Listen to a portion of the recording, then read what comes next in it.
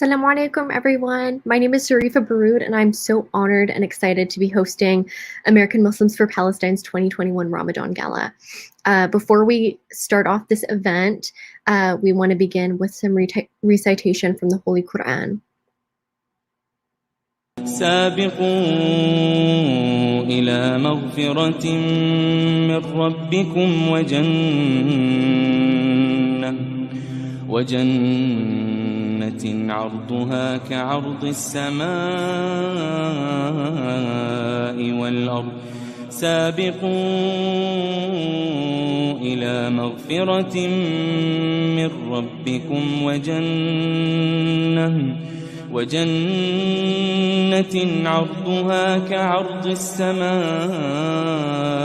والأرض أعدت للذين آمنوا بالله ورسله ذلك فضل الله يؤتيه من يشاء والله ذو الفضل العظيم ما أصاب من مصيبة في الأرض ولا في أنفسكم إلا في كتاب من قبل أن نبرأها إن ذلك على الله يسير لكي لا تأسوا على ما فاتكم ولا تفرحوا بما آتاكم والله لا يحب كل مختال فخور الذين يبخلون ويأمرون الناس بالبخل ومن يتول فإن الله هو الغني الحميد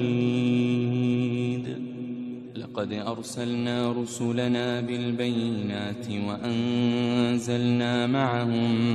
وأنزلنا معهم الكتاب والميزان ليقوم الناس بالقسط وأنزلنا الحديد فيه بأس شديد ومنافع للناس وليعلم الله من ينصره ورسله بالغيب إن الله قوي عزيز. This event comes at a very important time. At the end of Ramadan, Palestinians are denied the opportunity to celebrate like all of we can. They are being physically forced from their homes in Sheikh Jarrah. They're being shot and tear gassed inside Masjid al-Aqsa. They're being denied the right to life every single day, and Ramadan is no exception. Tonight is the 27th night of Ramadan, and we must do everything in our power to aid our ummah, especially during this holy month. So please keep this in mind when you consider donating to our cause tonight. You can donate to American Muslims for Palestine at any time by clicking the link in the description box, ampalestine.org/lightthelamps. AMP has a lot in store for you tonight with an incredible lineup of speakers. We all greatly look forward to showcasing all of the work that we've done this year, the work that would have been impossible without all of your support. So keep this in mind when considering supporting our work for Palestine in the US. Again, you can find our Launch Good link in the description box or the caption of this stream. Thank you so much. Our first speaker of the night is Mohamad Habehh. Mohamad Habehh is the National Development Coordinator with American Muslims for Palestine. Welcome, Mohamad. Thank you, Zarifa. And thank you all for joining us tonight. As Zarifa said, we have a special event for you all tonight, and it could not have come at a more important time. As this month started, we've seen and we've benefited very much from being in our communities and being able to live freely and live in a state of being able to worship. But that's not something that Palestinians have been granted this month. As we speak now, Palestinians in Masjid al-Aqsa are staying up not only in worship, but also in defending the mosque from Zionist attacks. Palestinians in the suburb of Sheikh Jarrah are staying up protecting their homes, anticipating what Israeli settlers and the Israeli army might do. This Ramadan has gone by very quick for some of us, but not for the people of Palestine. And as we go through this night, it's very important to understand, and we go through this lineup, it's very important to understand that our work is important and our work must happen. As supporters of Palestine here in America, we see and we take pride in what the Palestinians have been doing in Jerusalem and around Palestine. Today, when the roads to Jerusalem were closed, Palestinians walked to Jerusalem. They refused to stop. And it is with that understanding that we, as supporters of Palestine here in America, must do our work. At AMP, we are working tirelessly for the Palestinian cause. And we see what's going on in Sheikh Jarrah, and we see what's going on in Jerusalem, and we are taking action here in Washington, D.C. and around the country. We are working with our partners and with our community around this country to make positive change for Palestine. But that only happens with your support. Tonight, as you see our updates and you see the incredible work that we've been doing, please take a moment to go onto our launch good and help support our work. It is not enough for us to just say that we support Palestine and we support Palestinian rights. We must put our money where our mouth is, and we must be willing to support this work here in America. There's a lot that we can do, and by supporting AMP, you're taking the first step towards that. Thank you all very much. Thank you so much, Mohamad. I would like to introduce our next speaker, who is Hanadi Halawani. She is a Palestinian activist in the Old City of Jerusalem and a Quran teacher at Al-Aqsa Masjid. Despite living within walking distance of Al-Aqsa, for nearly 5 years, the Israeli occupation has barred her from entering or praying there due to punitive Israeli policies, targeting those who make it their mission to be physically present and defend the space from being taken over or altered by settlers and Israeli occupation forces. Welcome, Hanadi. بسم الله الرحمن الرحيم والحمد لله والصلاة والسلام على سيد المرسلين سيد الأولين والآخرين سيدنا ونبينا محمد وعلى آله وصحبه أجمعين. وأما بعد، فتحية مقدسية لكم من رحاب بيت المقدس ومن المسجد الأقصى المبارك ومن أسوار هذه المدينة الشامخة كشموخ أهلها، ومن أهلكم المرابطين والمرابطات في بيت المقدس إلى أهلنا وأحبائنا في مؤسسة أمريكيون مسلمون لأجل فلسطين. وأما عن القدس وأحداث القدس، والقدس في هذه الأيام ونحن في شهر رمضان مبارك التي واجهت ووقفت وهبت وانتفضت لأجل الحفاظ على مقدساتها التي هي مقدسات لجميع المسلمين في كل العالم العربي والإسلامي. وقف المقدسيون منذ اليوم الأول في شهر رمضان في هبة بمواجهة احتلال على مسافة صفر، بوقوف شباب وفتيان ورجال مقدسيين عند منطقة باب العمود في اللحظة التي قرر فيها الاحتلال تغيير الوضع أو محاولة إحداث تغيير كما يقوم في كل مرة، بأن وضع حواجز حديدية عند منطقة باب العمود تحديدا، وهي بوابة رئيسية من بوابات البلدة القديمة ويعرف عنها أيضا بوابة الشهداء. فكم من شهيد قد ارتقى في تلك أو عند تلك البوابة، وأيضا شهيدات ونساء وفتيات ارتقينا عند منطقة باب العمود تحديدا شهيدات. عند هذه البوابة تحديدا وضع الاحتلال حواجز حديدية ليمنع ويعرقل دخول المقدسيين وأهلنا من الضفة الغربية وأيضا من الداخل الفلسطيني إلى منطقة البلدة القديمة التي تدخل من ثم إلى المسجد الأقصى. وأيضا حاول الاحتلال من خلال هذه الحواجز الحديدية ترهيب وتخويف أهلنا من كل مكان ممن يأتون إلى مدينة القدس وإلى المسجد الأقصى، بحيث يقللوا أعداد الواصلين إلى المسجد الأقصى لتأمين وتهيئة الاقتحامات التي ينوي الاحتلال تنفيذها في يوم 28 رمضان تحديدا. وهذا اليوم تحديدا في 28 رمضان هو يوم يتقاطع مع أحد الأعياد الأعياد اليهودية، وهو يوم القدس حسب التقويم العبري.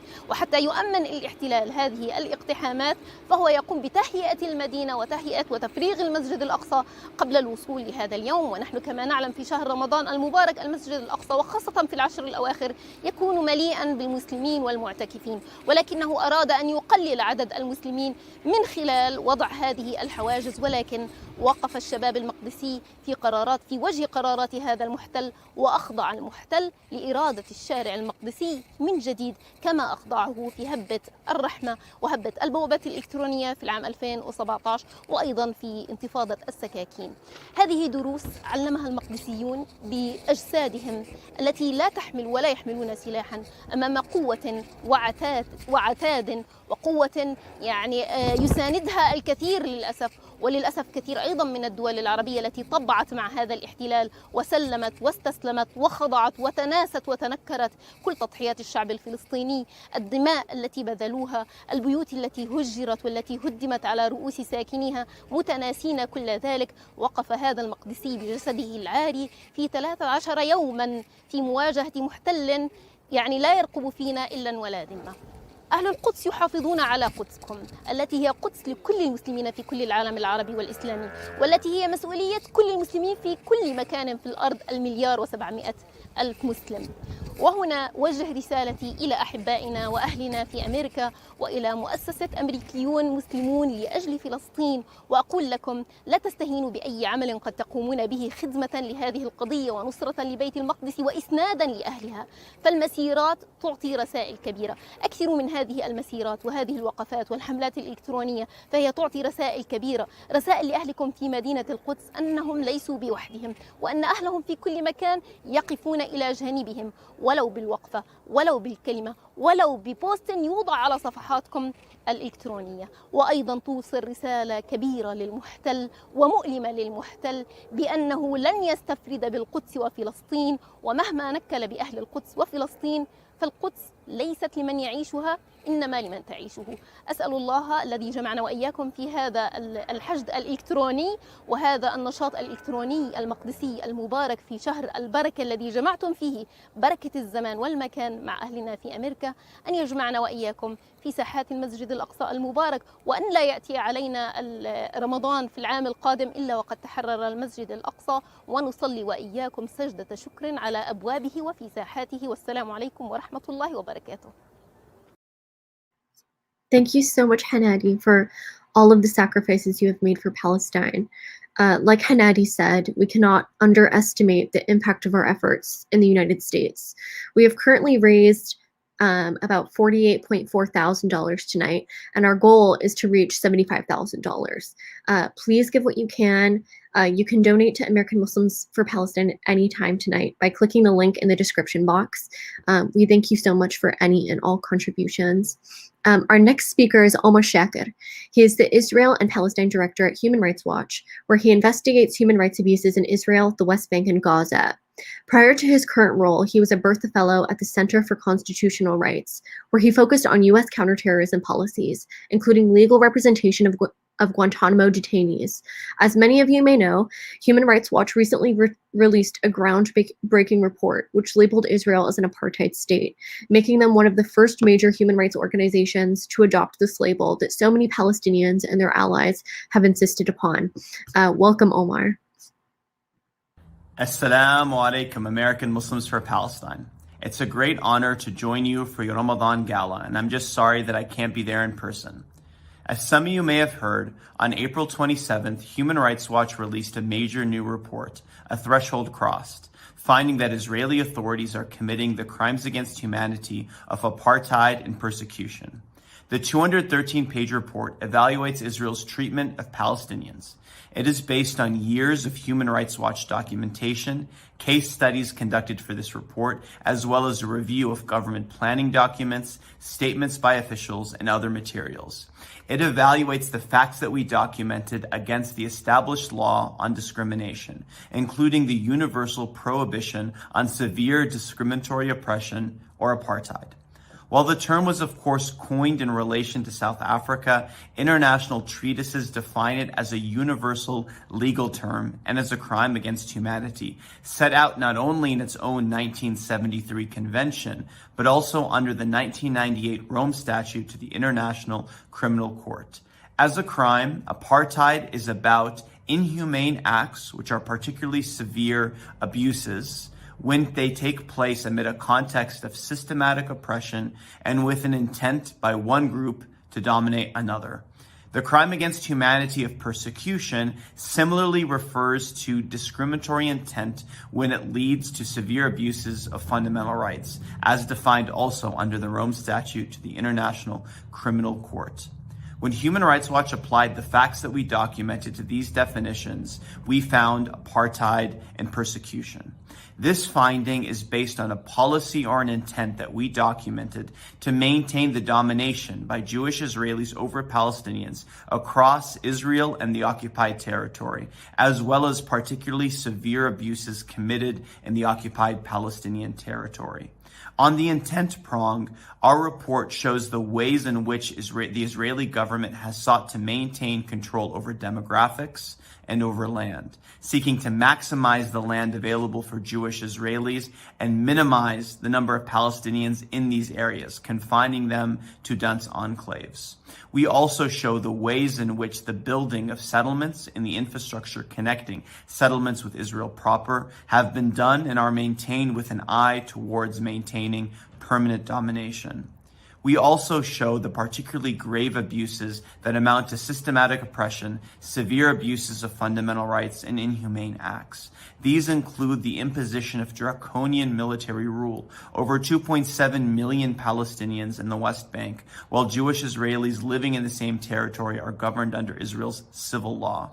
We also show the closure of Gaza, a 14-year policy to effectively cage in more than 2 million Palestinians, and a 25 by 7 mile strip of land, robbed of their freedom of movement outside of exceptional humanitarian circumstances, the majority who spend much of the day without electricity. We also show policies in the majority of the West Bank and East Jerusalem that make it effectively impossible for Palestinians to build a home, where it's more likely that they receive a demolition order than a building permit, and the demolitions of thousands of homes, schools, and other structures. The suspension of civil rights, the right to free expression, assembly, and association to 4.7 million Palestinians in the West Bank and the Gaza Strip, while Jewish Israelis living in the same territory enjoy these rights. We also talk about the severe discrimination within Israel's own borders against Palestinian citizens, which reflect the intent to dominate. This is the most stark finding Human Rights Watch has ever reached on the conduct of Israeli authorities, and our recommendations stem from that finding. We call on the international community to take severe action, including to investigate and prosecute those Israeli officials implicated in these crimes, both at the International Criminal Court and in national courts under the principle of universal jurisdiction.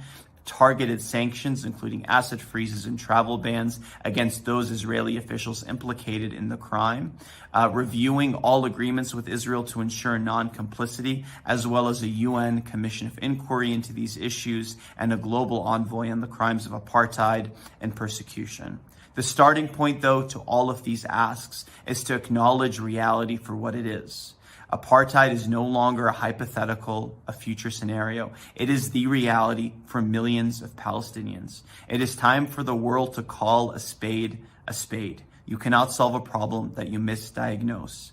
To get us to a point where the international community acknowledges apartheid and persecution and takes the sorts of human rights measures that a situation of this gravity requires, it will require the work of all of us and of groups like American Muslims for Palestine.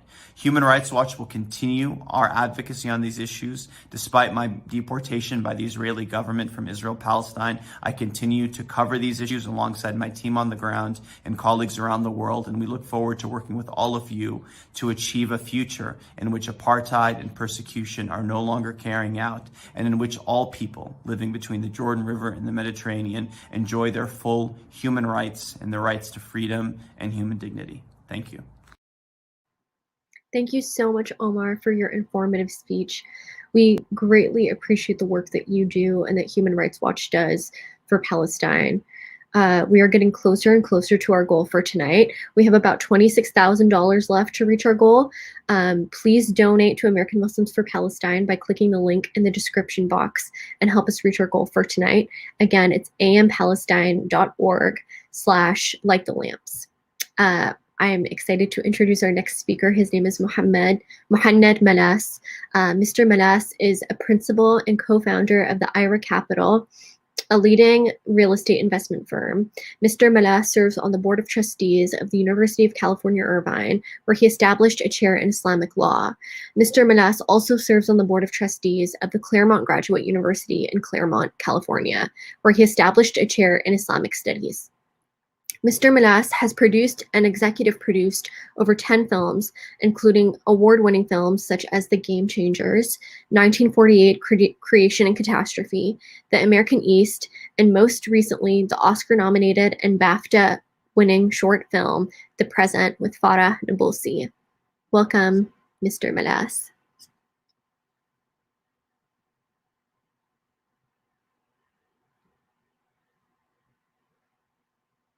Appreciate that introduction, and hello to all my friends and family at AMP. This is I'm an honor to be with you today, and I just kind of talk about my experience with Farah and about the film and the importance of film. So I met Farah on a business trip with a group. We were on about 50 of us, and it was all our trip to Palestine to get to know and experience the Palestinian experience. And as we went and we would spend the 5 days over there, we would enjoy the day and do around the visits that we were doing. As we go back to our hotel room, and we would all go to sleep to be ready for the next day, Farah would actually be so emotionally disturbed with her experience, because that was her first visit after having not gone to Palestine since she was a child. And she would actually go to bed crying for what she saw. The experience there was so moving for her that she would actually get out her journal and she would write about her experience, what she saw, how hurtful was the experience to her. And actually those journal entries that she made on those nights with, a sleepless nights, she actually, a couple of years later, made them into films. She actually produced 3 films. One is called The Oceans of Injustice, and one is called Today They Took My Son, and the last she did was Nightmare in Gaza. And those were films that I happened to see and understand the power that film has, and also to understand Farah Nabulsi's ability of filmmaking. So I actually helped her, invited her when she came to the US. We showed her films at the universities where I happened to be having some presence, and also at friends' homes. And really, when Farah was telling me, I'm thinking about doing a film about checkpoints, I immediately said, hey, I'm happy to support, I'm happy to be part of this. And needless to say, the result is The Present, and not in our wildest imagination were we expecting a BAFTA win, or we're expecting that we're going to actually get an Oscar nomination. But her work really, because it comes from the heart, it's work that is based on real life experiences that is able to get and achieve these awards. But the importance of this is that, that film was able to get people like ex-CIA Director John Brennan to actually write an article in the New York Times saying that President Biden should watch this Palestinian film. In fact, even it went further that 3 days ago on Christiana Mampour and Company, they had the program where she had John Brennan, the ex-CIA director, on her program, and he said again that the experience and what the film evoked emotions in him, and it reminded him of visits that he did to Palestine and Israel many years ago, where he saw the same thing still happening. So it's amazing that we do. I mean, the human rights report is so important, and its timing and all these converging at the same time is just an amazing timing of it. But the reports are sometimes people don't read. I mean, we all know about them, But that 20-minute film is able to go and hit and impact people's lives and be able to connect people to recognize what's happening and feel the emotional and humanize Palestinians again. So with that, I just want to say that encourage your audience here to know the importance of filmmaking, and asking all the audience here to also in the future, if they know filmmakers, to support them. And I also wanted to say that I'm actually sponsoring a film lab that will do multiple film labs using technology.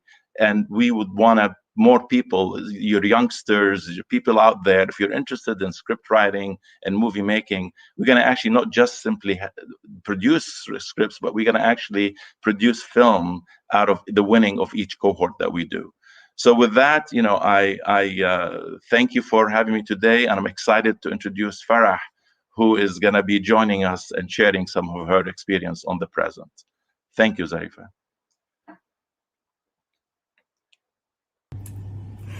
So I got into the film industry after what I call a life-changing trip to Palestine. I had been many times as a child and then nothing for over 25 years, and I go back for the first time around 8 years ago. And I thought I'd understood pretty much what was going on there, and military occupation and apartheid, and I'd read the books and the sound bites and watched the videos, but there was no substitute for seeing what was happening on the ground with my own two eyes. The injustice, the oppression, the illegal settlements on all the hilltops, these colonies, the separate road systems, the refugee camps, the severe permit systems, the wall plowing between Palestinian lands and homes and villages, and on and on and on. And I come back, I write these pieces therapeutically, and long story short, I adapt those pieces to short films,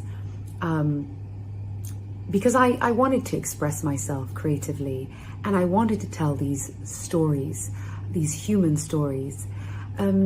And then that brings us to the present film, the present time, where I'm already in the film industry, and this is the first film that I chose to direct. I have no background in film. I didn't study film formally or informally. I didn't work in the industry, but I've always loved film, and I decided to jump in the deep end and direct this film, because I could see very clearly the whole world of the present. I don't think that my past work experience, my past careers have influenced my work as a filmmaker, but I think that the skills and the experiences have contributed to me being a better filmmaker in terms of the skill sets, the organizational skills, the strategic thinking and planning skills, that kind of thing. But I'm in a very different world now, and I think was it Oscar Wilde or George Bernard Shaw who said, life is not about finding yourself, life is about creating yourself. And I believe that. So here we are. I think that art plays a huge role in presenting the Palestinian cause and all causes, to be honest, because art speaks to the heart, and that is the main way you can humanize. You speak to the heart, you can access the mind. I've always said one of the main reasons why the situation in Palestine has been allowed to go on for so long on such a scale, I mean, there's many reasons, but one of the main reasons, even though they have truth and right and international law on their side, is because many people do not feel with the Palestinians. They do not empathize enough. They might sympathize, but they do not empathize enough. And certainly many do not know enough about the Palestinian struggle. And that's essentially because, as we know, since time immemorial, all forms of colonization, all colonists, and all oppressors work extremely hard throughout history. And when it comes to Zionist settler colonization, it's no different. They work very hard on dehumanizing the indigenous population that they are colonizing, that they mean to colonize. And then they brand them as barbarians and eventually deny their very existence. And we know full well that Palestinians have been systematically dehumanized, branded as barbarians, and even their very existence denied. And that's done, of course, for internal and external consumption, so that people of goodwill will not feel with those people, the indigenous oppressed peoples, and then any and all atrocities can be carried out against them with no recourse. So if we know that, then we certainly know that one of the most important things you can do for a cause, for a struggle, in the pursuit of justice and an end to the oppression, is to reverse that dehumanization. I think art plays one of, if not the most important role in reversing that dehumanization, in drawing empathy. For me, film is one of the most powerful means of meaningful human communication the world has ever known. It transcends borders, it overcomes stereotypes, it tears down misconceptions and misperceptions, and certainly one of the most powerful mediums of art that can garner empathy and storytelling. I mean, storytelling, we love stories, and with film there's no limit to the stories you can tell and the ways in which you can tell them. So I think art and film as a medium of art is extremely powerful and extremely important. So in terms of the present, you know, you go where your creativity takes you. So I can't force myself to come up with stories. I'm inspired. I become inspired, and then ideas come into my mind. The inspiration for the present was based on my own experience at these Israeli checkpoints and witnessing Palestinians at these checkpoints and discussing with Palestinians who live this absurd reality every day. And certainly these checkpoints are just one small part of a much bigger control system that exists under Israeli military occupation and apartheid. But you go where your creativity takes you, and I was inspired to write this story based on a friend who lives in Hebron, and he lives on a road in an area where there's a checkpoint around 100 meters from his home. And that's where the kind of conversation came for the sort of more detailed part of the story. But essentially, I felt called to direct this film. I could see very clearly in my mind's eye the whole world of the present. And it spoke to me and my identity, having experienced these checkpoints, and it being, you know, part of the daily struggle that Palestinians have. I mean, there's over 100 Israeli checkpoints all over the West Bank, and another 100 or so flying checkpoints that can appear anytime, anywhere. And all those checkpoints in turn prevent Palestinians from doing so much, and of course subject them to frustrations and humiliations and wasted time. I mean, time is one of the most valuable commodities every human being has. And this idea of this basic human right, freedom of movement, that most people in the world take for granted. So you go where your inspiration, your creativity take you, and that's what I did when it came to the present. When it comes to my other work, the previous 3 shorts I did not direct. I produced, and they were adaptations of my writings. And they were much more portrait, landscape, also me getting to know my identity as a filmmaker and as a human being and as a Palestinian. I've also created an online platform, oceansofinjustice.com, and I encourage anyone to use that as a reference and to share with others and to have a read. And if you come across people who want to know a little bit more and would like this sort of bite-sized, easier, clear, straightforward deconstruction of occupation and the oppression that Palestinians experience, then I strongly recommend that platform. And it has the same name as my first film, Oceans of Injustice. So that is something that I've constructed. And of course, for me, advocating for Palestinian human rights and freedom and justice are something that I think comes hand in hand with me being a filmmaker, but me just being a human being. I found that my films would screen all over the world, And people wanted to know, people wanted to talk, people wanted to learn more. And so that's, in addition to my film work, something that I've developed. And I will continue to use my platform and my speaking engagements at universities, at film festivals, and online to advocate for Palestinian rights and freedom and equality.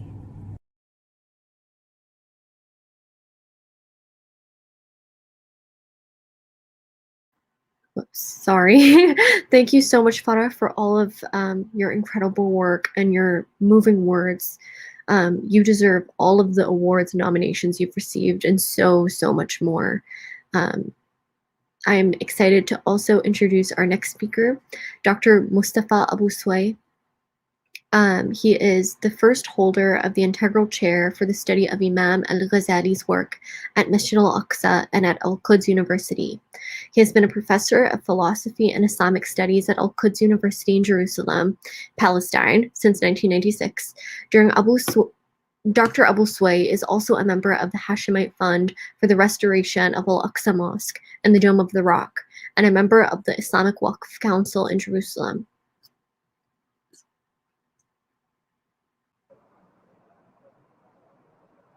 بسم الله الرحمن الرحيم الحمد لله رب العالمين حمدا كثيرا طيبا مباركا فيه والصلاة والسلام على أشرف خلق المرسلين سيدنا محمد وعلى آله وصحبه أجمعين. رب اشرح لي صدري ويسر لي أمري واحلل عقدة من لساني يفقهوا قولي. ربنا اغفر لنا ولإخواننا الذين سبقونا بالإيمان ولا تجعل في قلوبنا غلا ربنا إنك رؤوف رحيم. Alhamdulillah, on this auspicious day, the third day of Ramadan, at Al-Aqsa Mosque. It's a wonderful opportunity to send a message, to talk to you about Al-Aqsa Mosque, about Jerusalem, about the Holy Land. Allah subhanahu wa ta'ala decreed the holiness of, to our knowledge, to 4 places. We have the Holy Valley in the story of Prophet Musa alayhi salam, a place that we do not know where it is. We are not required to find out about anything, and there are no forms of worship associated with it. We have the Haram in Mecca. It's a holy and blessed place, and it has been specified.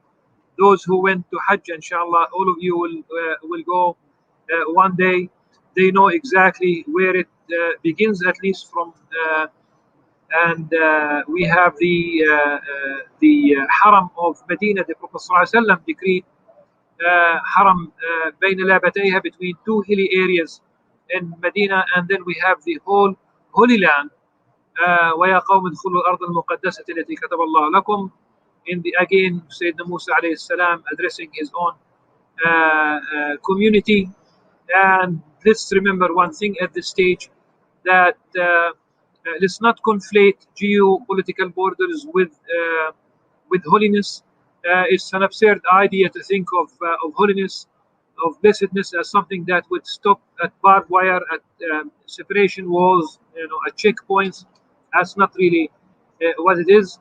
So the whole land here is holy, and then the Al-Aqsa Mosque is mentioned in the story of the journey at night journey, if you will, in Surah Al-Isra, the very first verse. Blessed be he who took his servant from the noble sanctuary, Al-Masjid Al-Haram, to Al-Aqsa Mosque, that we have blessed its surroundings, precincts, to show him of our signs. Verily, he is the all hearing, all seeing. And this created an eternal link between both mosques, between the Masjid Haram and the Masjid Aqsa. In fact, in one hadith, the Prophet ﷺ was asked about which mosque was established first, and he said Al Masjid Haram. Then he was asked which one was built second, and he said Al Masjid Al Aqsa. Now, when we say Al-Masjid Al-Aqsa, what do we mean by that? In a book written by Mujiruddin Hanbali, literally we talk about 500 years ago, his grave. Inshallah, you will visit Jerusalem one day, and you will have your own share of praying at Al-Aqsa Mosque and to benefit from this visit.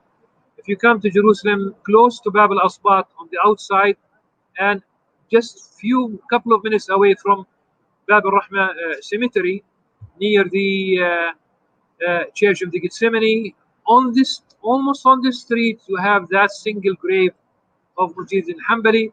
His book is called Al-Uns al-Jalil fi Tarikh al-Quds wal-Khalil. It's about the history of Jerusalem and Hebron.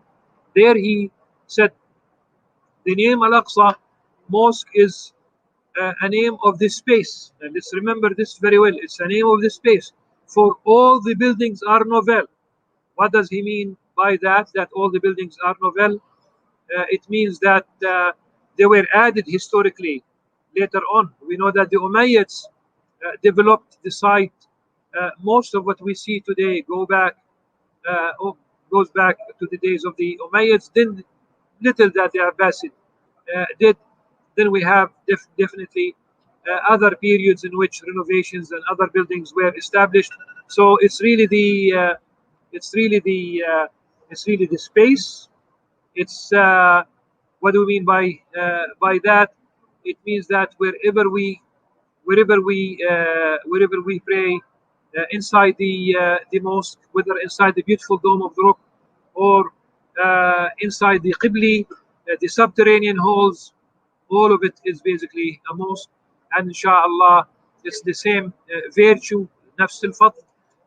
We ask Allah subhanahu wa ta'ala on this very day that all the calamities, all the diseases will be lifted, and inshallah you will freely enjoy visiting Al-Aqsa Mosque as part of your visitation to the holy places whenever you perform Hajj in the future and Umrah. Inshallah, like it was done historically, you'll be able to come to Al-Aqsa Mosque. جزاكم الله خيرا والسلام عليكم ورحمة الله وبركاته.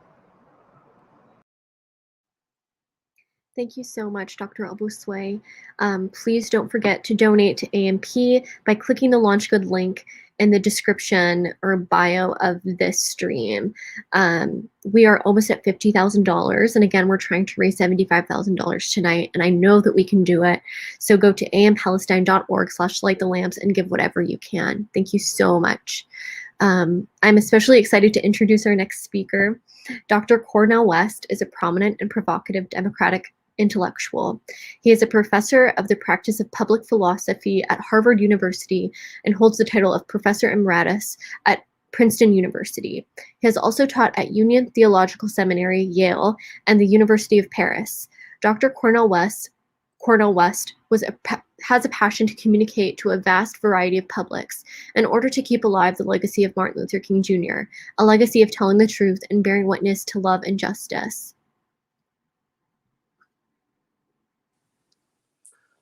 Ramadan Mubarak. This is Brother Cornel West, and I am very blessed and honored and privileged to speak in strong solidarity with my precious Palestinian brothers and sisters who are struggling for freedom, struggling for dignity, struggling for security, struggling for justice. That I come from a people, a hated people who for 400 years have been dishing out deep love in the face of that hatred.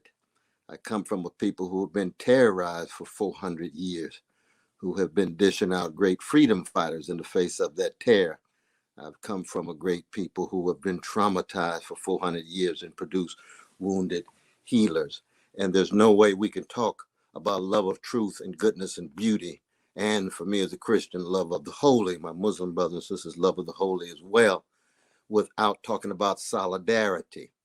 And that solidarity is based on a spiritual integrity. It is based on an attempt to stay in contact with each other's humanity in our resilience and resistance against forms of domination and forms of oppression. And of course, it's a love that embraces everybody and therefore tries to stay in contact with the humanity of each and every one of us, no matter who we are, no matter what color or gender or national identity. But at the same time, it puts a premium and a primacy on those folk who are suffering, those Frantz Fanon call the wretched of the earth. And for too long, Palestinian suffering has been rendered a taboo issue, especially in certain high places in the United States. No serious discussion about it, acting as if our precious Palestinians don't exist, acting as if somehow we can avoid and deny their struggles under, be it the apartheid-like conditions, West Bank, residences, but no citizenship, East Jerusalem. Precious Palestinian brothers and sisters outside of the Middle East, in exile, in the diaspora. You see, those inside of the state of Israel itself, citizens, yes, but still second-class citizens, still wrestling with forms of discrimination. All of these various levels and contexts in which Palestinians around the world have their humanity so often pushed to the margins. That's what I stand in solidarity with. And that's true for any oppressed people, be it in Latin America, be it in the Caribbean, be it in Africa, be it in Europe, be it in the Middle East, be it in Asia. And my legacy, or at least the tradition that I build my practice and witness in regard to the legacy, is that of Martin Luther King Jr., is that of Fannie Lou Hamer, is that of Ella Baker. And it's one that brings together precisely the love warriorship, the freedom fighting, the wounded healing that leads toward a solidarity with my precious Palestinian brothers and sisters. All of us accountable, all of us answerable, but in the end, we have got to go down fighting for something bigger than ourselves. Hatred of no one, hatred of injustice. Loathing of no one, a loathing of domination in whatever form it takes. And let us never in any way give in to despair. Let us never sell out. Let us never give up, because in the end, we're going to turn some corners. And when we turn those corners, we're going to see the sunshine of a better day.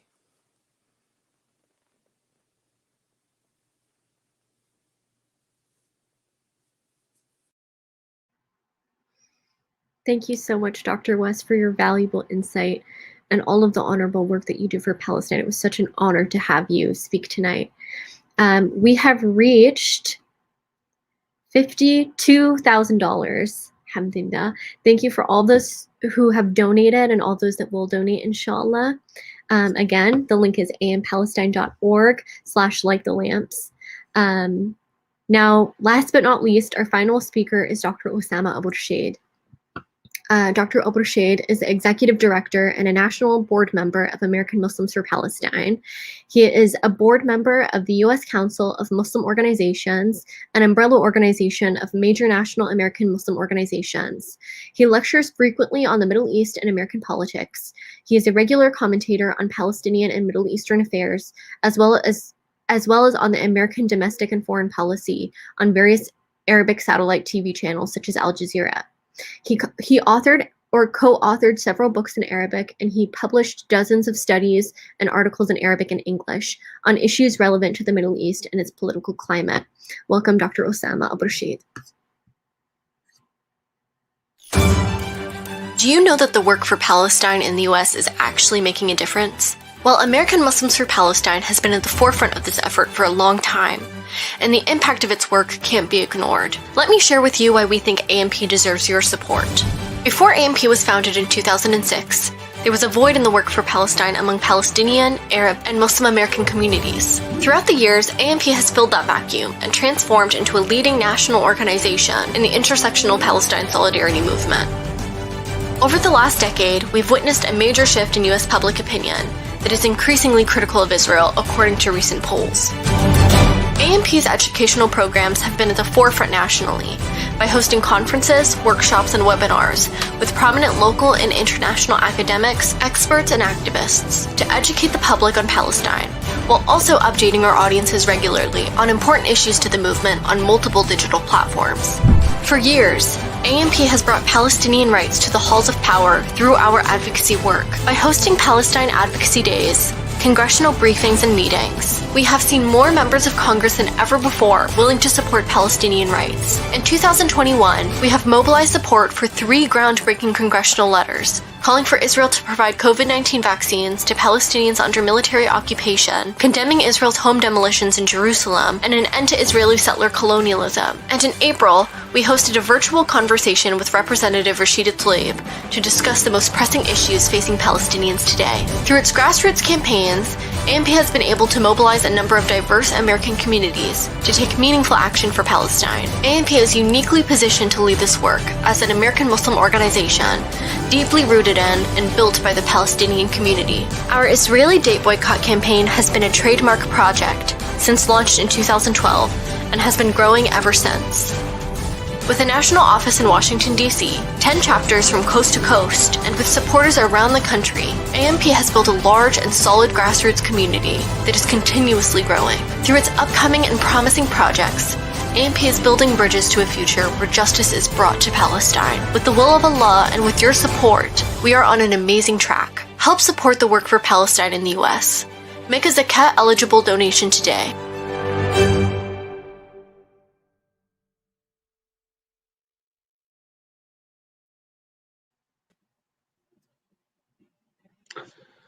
بسم الله الرحمن الرحيم الحمد لله والصلاة والسلام على رسول الله. Assalamu alaikum everyone, and thank you Zarifa for the advanced introduction. Brothers and sisters, I think you all would agree with me that this gala gains more momentum, more of relevance, given the tragic situation on the ground in Jerusalem now. While we're talking now, if you're following the news, Israel is launching an attack on the Palestinians, on worshippers inside the Aqsa compound. After trying to prevent them, failed to prevent them, now they're trying to disperse them. They're arresting many peaceful worshippers who came to fulfill a religious duty. And this is a state that claims to be the only democratic state in an ocean of Arab autocracy in the region. I think this speaks volume. Everyone recognizes that Israel is an apartheid state, is a state that does not guarantee the rights of its citizens, does not guarantee the rights afforded to people under its illegal occupation by international conventions and international laws. This is a state that is established on racism, on bigotry, on canceling the natives and the indigenous of the land. This is the state that we're dealing with. And again, if anyone was looking for proofs, just look at the situation now in Jerusalem. Not only in the Aqsa Mosque, look at the situation in the Sheikh Jarrah neighborhood. Dozens of families received eviction notices to leave their own homes, houses that they've lived in more than 60 years ago. Since the early 1950s, they've been living in these houses. They own them. They own them, legally own them. And this was before Israel occupied East Jerusalem. Now Israel says that these people are violating the law, and they are illegally live in their own houses, the houses that were built again before Israel took over East Jerusalem in a violent criminal act. So they want to evict them. Not only that, Israel has destroyed, demolished so many houses in the West Bank, in Jerusalem, in Gaza, that predate its own existence in 1948. Again, the claim is that these houses are violating the whatever codes Israel has. So you occupy a land and you find houses that existed there, olive trees that were there for thousands of years, and suddenly you want to regulate them based on your colonial approach of the land. So again, if anyone has a doubt about Israel, this is Israel. What you see now on your TV screen is the state of Israel. This is an apartheid state. This is not a democratic state. It does not function solely in a desert of autocracy. It is more autocratic than any other state in the region, and it is a state that claims to be democratic while it runs a mockery of democracy. So no one should talk about the shared values. There are no shared values here between the civilized world, and I'm not going to specify a certain region of the world because everyone claims to be the civilized world and to be the democratic world. There is no shared values between the civilized world or those who claim to be civilized and between the state, because it's again another claim that is made by the state. Now, I want to talk to those who are watching us now.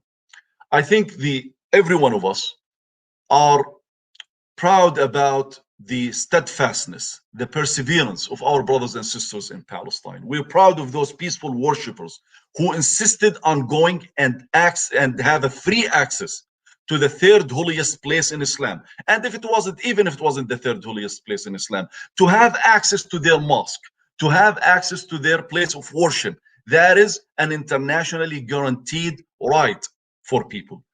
They insisted and they defied the Israeli army and they defied the Israeli apartheid to go and pray inside their masjid. Now the Israelis are taking their retaliation. They're violently storming the Aqsa Mosque. They're attacking people inside the masjid. They're attacking women, children, men, elderly. They're attacking them, arresting them, just because they came to practice their religion, just because they thought that they have a right to have a free access to their masjid and to their mosque and to their worship place, just because they thought that, just because they refused and they defied the Israeli orders by not coming to their masjid and not coming to their mosque that has been there for hundreds and hundreds and hundreds of years, before there was a state of Israel, before there was Zionism, before there was any of these disgraced ideologies that claims to speak for Judaism. Just because they insisted on their rights to go and access their mosque, their place of worship, just because they insisted on their right to go and to celebrate this blessed night in Islam. This is the night of power, or it could be the night of power, the night Laylatul Qadr. Now the Israelis are attacking them and they're arresting them, and there are dozens now who are injured and dozens who are arrested by the Israeli army. Let's again put this in perspective. We're not talking about two armies facing off. We're not talking about the Palestinians having weapons and armed to the teeth, fighting an army that is empowered, that is enabled, that is armed, that is financed by our own country here in the United States. We're talking about peaceful worshippers, ordinary citizens who want to live in freedom and in dignity, who want to have the right for self-determination, people who just want to live free, just people who want to live free. And we see the reaction and the response by the state of Israel, this apartheid regime that claims to be a democracy. If you're proud of them, if you're proud of their steadfastness, and if you're proud of their perseverance, let me tell you this. This is not enough, because they're doing their part. Are we doing our part? That's the question that we need to answer. Are we doing our part? If they're doing their part, they're going to their mosque, they're clinging to their rights and to their human rights. What about us? What are we doing? How are we trying to help them? Are we doing enough? Are we doing what we should be doing? Are we rising up to the challenge? That's the question that, my brothers and sisters, that we need to answer. Look, now in America, if you're following it closely, you would come to the same conclusion that I will tell you now. Things are changing. The tide is shifting in favor of Palestine. We're seeing now more celebrities, more public figures, more elected officials who are coming in support of the Palestinian rights, and they're willing to take a stand on it. We've seen more elected officials who are willing to defend the Palestinian rights. It's no longer a political suicide. It is no longer a political suicide for a politician to speak in support of the Palestinian rights. If you're following the news, if you're following our emails, if you're following our social media, so many members of Congress have issued letters in support of the Palestinians in Jerusalem now. So I know that many of us are feeling maybe hopeless given the current situation of the Arab world. Many of us maybe are feeling hopeless given the current situation and the internal dynamics within Palestine, the factional disputes and the factional rift within Palestine, and the current leadership that is not really projecting and exemplifying the steadfastness of the Palestinian people.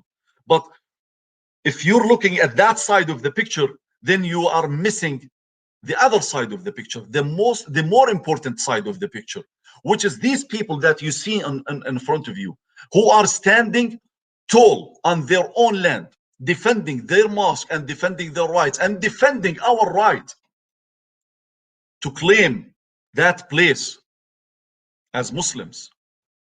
That is an Islamic site. It is Palestinian, yes, but it is an Islamic site.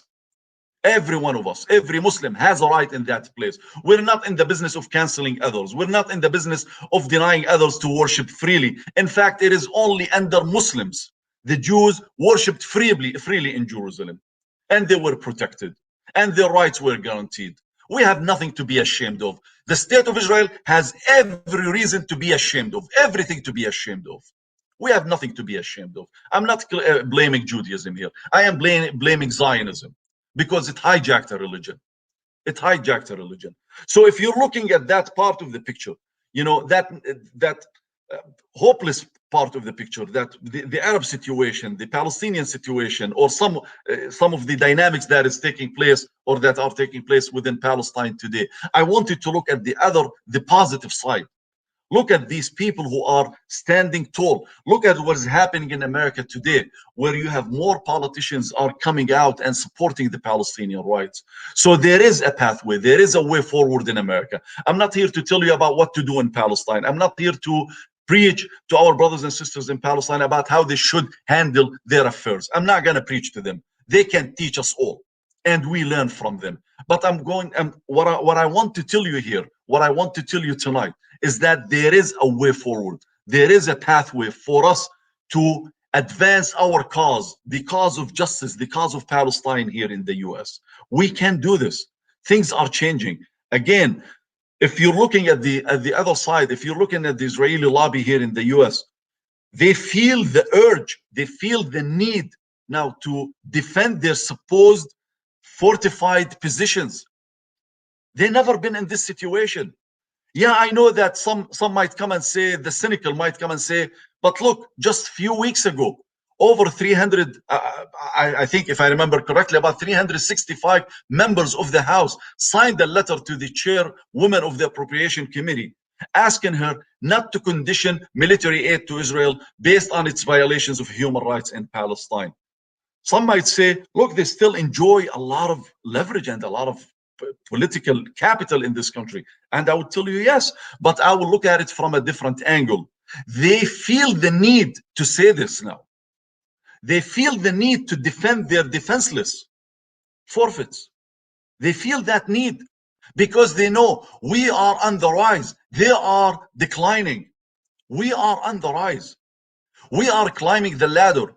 We're not going down. We're going up. We are starting from a disadvantaged position, but we are going up. We're climbing up the ladder. We're climbing up the ladder. We're not going down anymore. And they notice and they know that it is a matter of time. It is a matter of time before the dynamics will completely change in this country. But how do we do this? One, I want every one of us to be aware of the facts, of the new dynamics that are taking place here.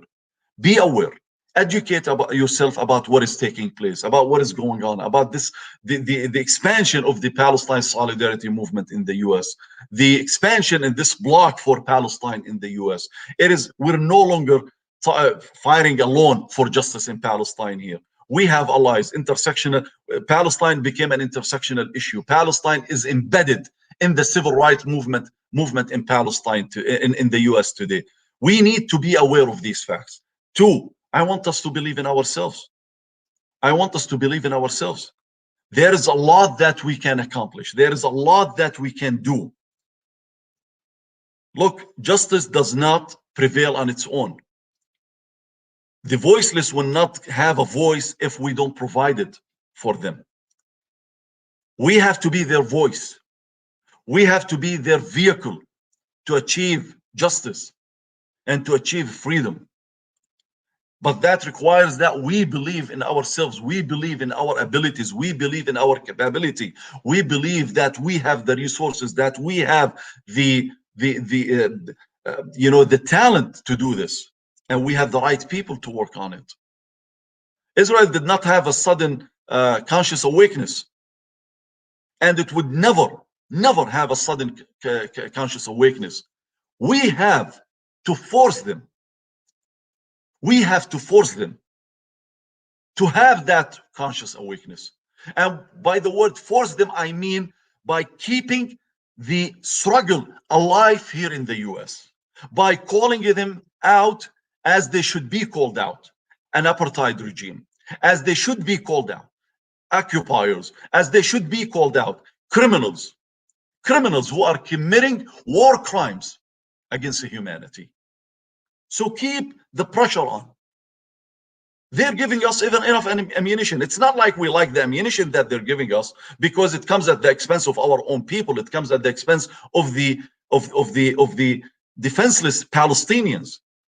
These poor people who have no resources, who have been abandoned by the entire international community to defend themselves. They're called names.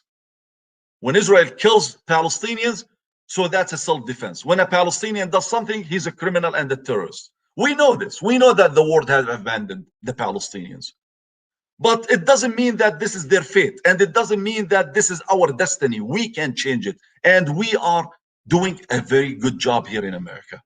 So once we believe in ourselves, once we understand the dynamics, once we understand that we have a bigger potential than where we are today, that we can accomplish more than what we have accomplished so far. Once we believe in all of this, I guarantee you, things will dramatically change. Things will change in a way that none of us have ever expected. It's just that we have to believe in what we're doing. As AMP, we have launched a new organization. It's an affiliate organization, a 501c4 organization under the Americans for Justice in Palestine, AJP Action. Americans for Justice in Palestine, AJP Action. This organization will not be constrained by the limits imposed on 501c3 organizations like AMP, tax-exempted organizations like AMP. It will not be constrained in terms of politics, in terms of lobbying for Palestine. Why can't we have a lobbyist for Palestine? Why can't we have a lobby firm for Palestine? Why can't we have a lobby organization for Palestine? Why can't we take the fight to the oppressors here in the halls of our Capitol Hill, and instead of them calling the shots? We can start calling the shots too. We can take the fight to their oppression, and we can check their oppression, and we can put brakes on their oppression. But we have to believe in ourselves, in our ability, and again, to take this challenge. To take this challenge. We are doing it on your behalf. There's a lot of work that is being done, a lot of work that AMP is doing on your behalf, engaging the Biden administration, as we engaged, by the way, the Trump administration and the Obama administration, engaging our members of members in Congress, engaging them and pressuring them to stand on principle when it comes to Palestine. And when I say the word pressure them, remember that we're American citizens. Remember that we're constituents. Remember that we vote for them. We vote them in. We vote them out. Remember that we donate and we give money for their campaigns and political campaigns. I'm talking about us as American citizens, not us about AMP as an organization. But we as an organization, we as American citizens have a lot of leverage if we understand how to leverage it, if we know how to work with it, if we know how to again use it for the common good of the Palestinian people. We're in the night of Al-Qadr, or this could be the night of Al-Qadr. On one of these nights, the last 10 nights of Ramadan, the mission of the Prophet Muhammad sallallahu alaihi wasallam was launched. The Quran was revealed in one of these nights. It was revealed with the word Iqra. That was the first word we revealed to Muhammad sallallahu alaihi wasallam, the word read. Because any faith that is not established on a solid foundation, it is a shallow faith. Once you read, once you comprehend, once you understand, once you reason, once you rationalize, you will reach the truth. That's why the Quran says, Iqra bismi rabbika alladhi khalaq. Read in the name of your Lord who created. That knowledge will lead you to the Creator. Knowledge will lead to the truth as well. People need to be aware of the facts. People need to be educated about the situation in Palestine. Don't assume that they know. Don't assume that they're wicked by nature. I'm talking, and I'm including here politicians. Don't assume that they're wicked by nature. They're not. Many of them are not. Many of them are good people, decent people, but they don't have the information, or maybe they don't have the courage. So those who don't have the information, we teach them. Those who don't have the courage, then we put pressure on them to show courage and to show a moral courage that is needed and that is incumbent upon them. That's what they promise us every time when they run, or when they run for a campaign. So we can do this. And on this night, remember that this is how the mission of Muhammad sallallahu alaihi wasallam was initiated, with the word read, by raising awareness, by struggling for what you believe in, to be in the common good, or to be in the common good of humanity. So that's what we want to do. That's what we want to do. Muhammad sallallahu alaihi wasallam and his companions, they struggled, they sacrificed, dearly sacrificed, in order for their message to become prevalent as we see it today. In order for their message to be granted the right, to be communicated to people. Muhammad sallallahu alaihi wasallam didn't fight people to believe in his message. Didn't fight them and try to force them or compel them to accept Islam. All what he wanted is for his message, for people to be able to hear his message freely, free from any intimidation. That's what we want as an organization. That's what we want as an organization, for people to hear the truth, and to hear the truth unaltered. To hear the truth in a way, in its right form, to hear it as it is. And we can do it if you believe in this work, and if you will stand with us. I promise you there is a way forward for us. I promise you we will be able to achieve so much that we thought is never possible, never within our reach. I promise you there is a lot within our reach if you, inshallah, believe in this, and if you will stand with us and continue to support this work, inshallah, Rabbil Alameen, to continue to expand our reach, to continue to upgrade our work, and to continue to advocate for justice in Palestine, inshallah, until we live a free Palestine. You know what?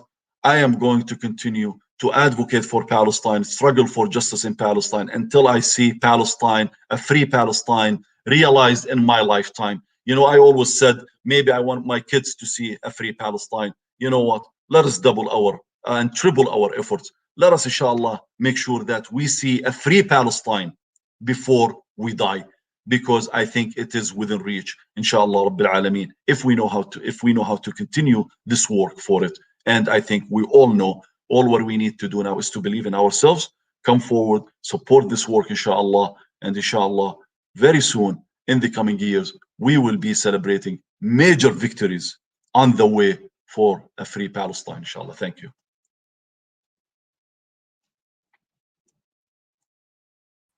Inshallah. Thank you so much, Dr. Abuirshaid. And thank you everyone for attending our gala tonight. Again, we cannot do any of this work without you. So please consider giving a donation and supporting AMP tonight by using the Launch Good link, ampalestine.org/lightthelamps. Thank you so much. Masanama.